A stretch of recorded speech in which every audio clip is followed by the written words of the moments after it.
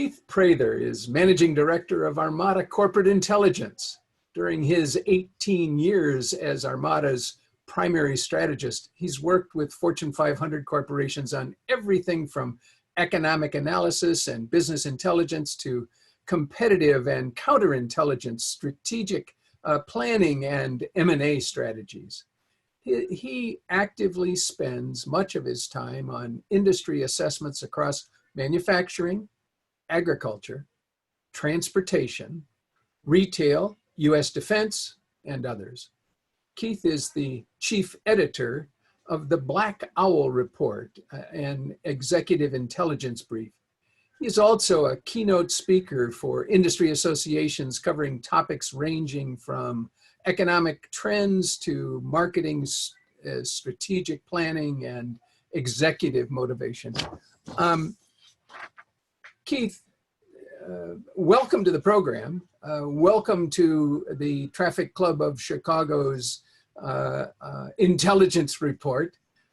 With your investment in us, we will get a wonderful understanding of what we can think about, look at, plan for in 2021. So maybe that's the place to kick it off, is looking at what are the 2 or maybe 3 scenarios for an economic recovery in 2021. You'll note I only want a recovery.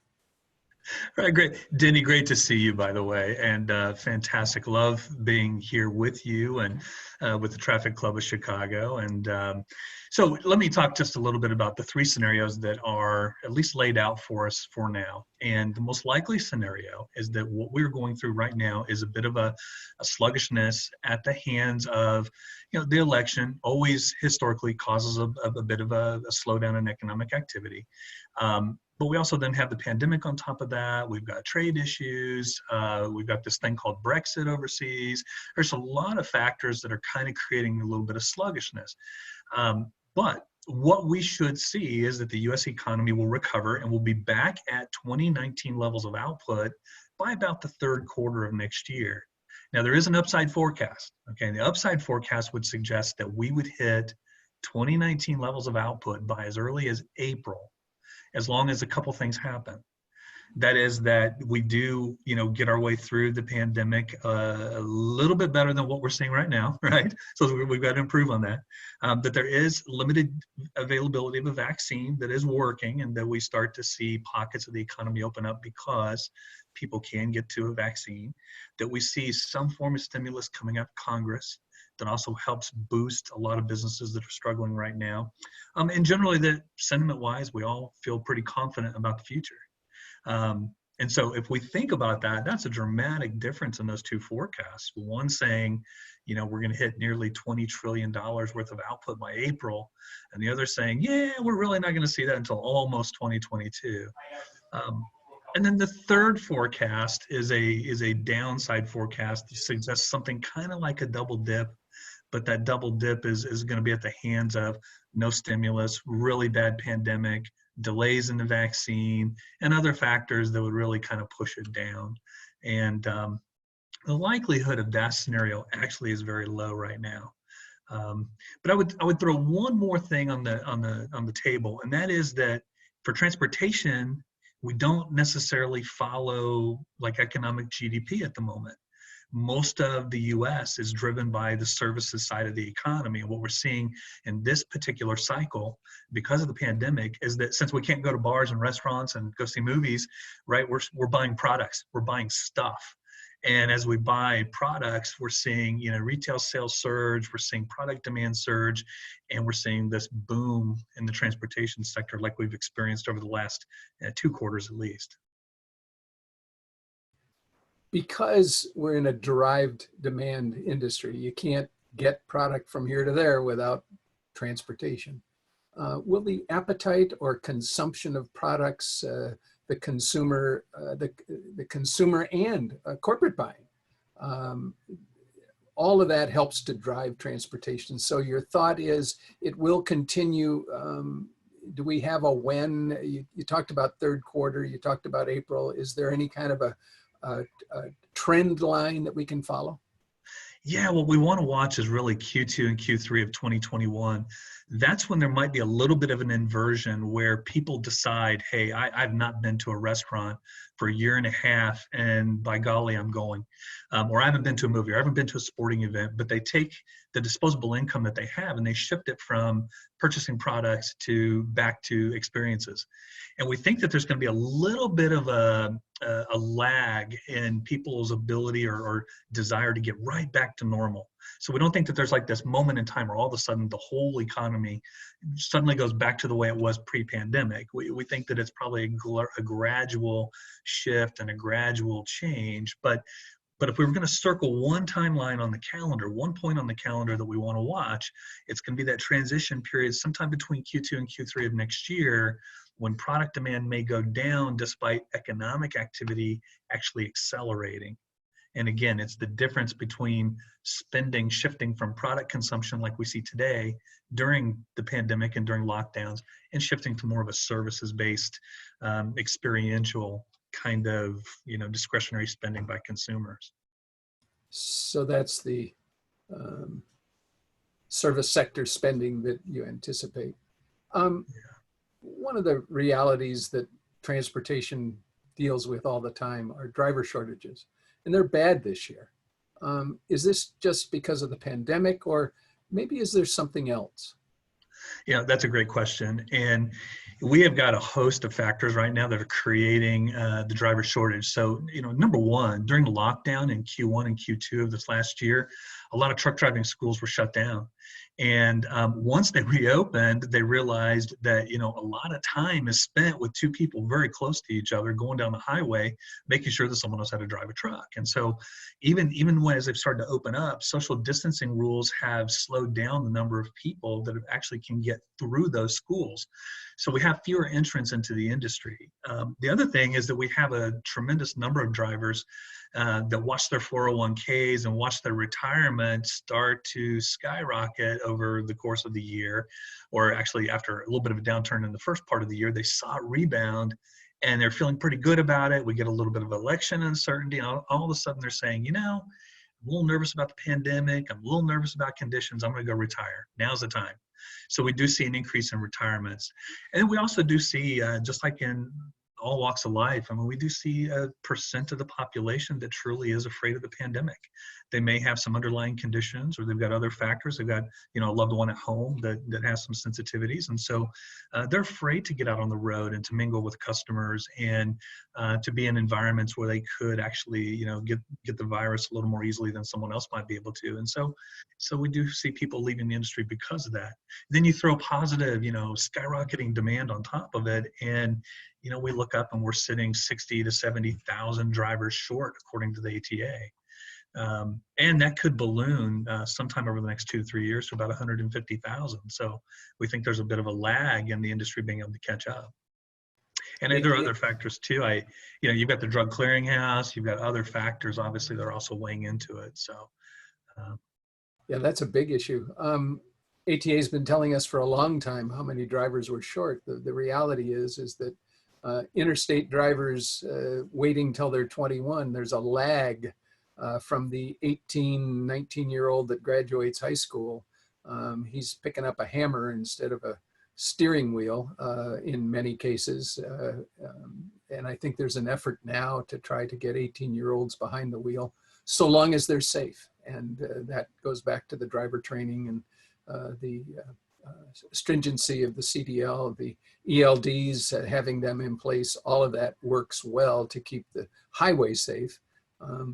Over time, it's cost us some drivers, we think, as well as has the drug testing. Corporate spending, as a general statement, the resumption of corporate spending, how much is on the sidelines today, and where do you think it might go, and could it go quicker if we get out of this COVID thing?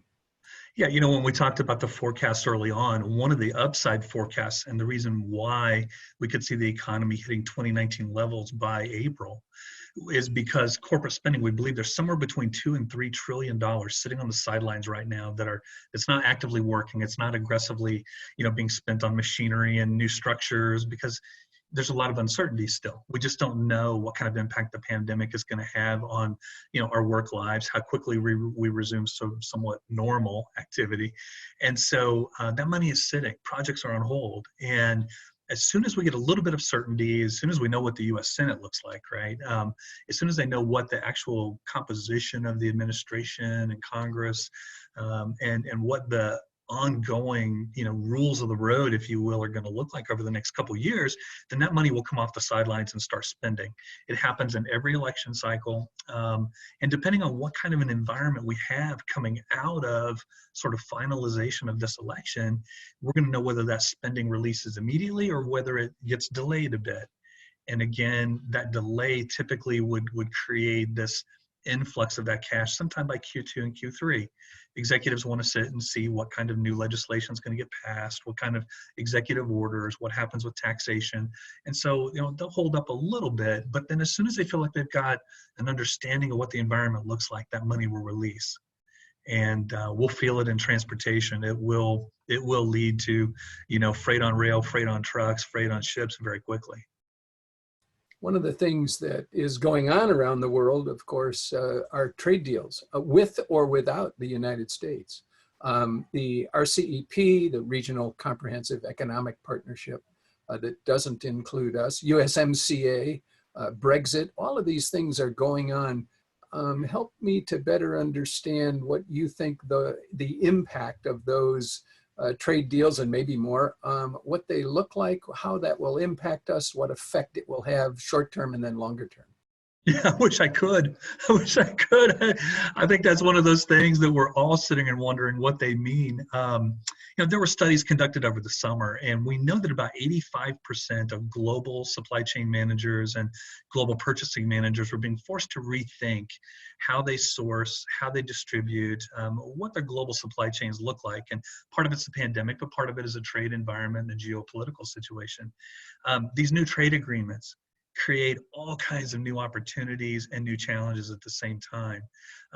Under RCEP, now if you're a U.S. corporation and you want to do business throughout Asia, you better still have a footprint there. And so if you were thinking about pulling your operations completely out of China, now you're thinking, maybe I can't bring them all back to the United States or maybe to Mexico, maybe a USMCA market, but I've got to keep a foothold. I've got to keep a footprint, at least in those markets. And so once again, even though we knew it was on the radar, it's changing thinking a bit. Brexit, to be honest, we still don't know what Brexit looks like. We know that countries will have to go out and create these bilateral trade agreements between the UK and themselves, and then other European members and themselves. But we're still sorting through all of that, and that's part of what the uncertainty is. And so, sometime early next year, we're going to have a very dynamic trade environment as new movers are taking advantage of new opportunities, and they're jumping out there and setting up new distribution systems and, new processes throughout their supply chains. And then others are going to sit back and watch. They're the fast followers, and they're going to see what everyone else does, and then they're going to jump in. But, 2021 is going to be that transition year where we finally understand again the rules of the road, and then we'll start figuring out what our strategies look like. It's very interesting because supply chain managers locally, nationally, internationally, are really kind of all running a slightly different game depending upon the market and where they are playing. Keith, you've been very good to be with us on, and we want to have you on a more regular basis. So the invitation is open, if you will, to come back and visit us more regularly. I know your number now, so I can dial it up. If that's okay with you, we will work to see what we can't do to make sure that we keep our ear to the rail. Maybe not too close if we hear a loud noise or see a light. But it's always good to have, excuse me, it's always good to have you giving us insight so that we have a better understanding of what the expectations are on us, on the members of the Traffic Club of Chicago, and how it will be impacted regarding our business going forward. Any last thoughts, any recommendations, ideas? Yeah, I mean, I think generally the future looks bright, right? And we don't want to be a cheerleader. You and I have talked about this before, that we don't want to overset expectations. But at the same time, for the freight environment, conditions look really good over the next year. We've got a lot of uncertainty. There's going to be some milestones we've got to get through, and it's going to require all of us to be a bit flexible. But we can stay abreast of those changes. We can see them coming, and we can adjust to them. And I think that 2021 will end up being a very, fruitful year for anyone in supply chain management, and especially for the, Traffic Club of Chicago. I think things are going to be very good, and for the members there, I think 2021 they should approach it with some optimism. So, well, thank you very much. You give us real reason to bring added value to our members. And so for that, we're grateful that you would be there and be willing to share with us the values that your organization can bring to our organization. So we give you thanks, and we bid you farewell. Have a wonderful holiday season, and we'll see you again soon. and likewise, till next time. Okay. Thank you. Bye-bye now. Take care.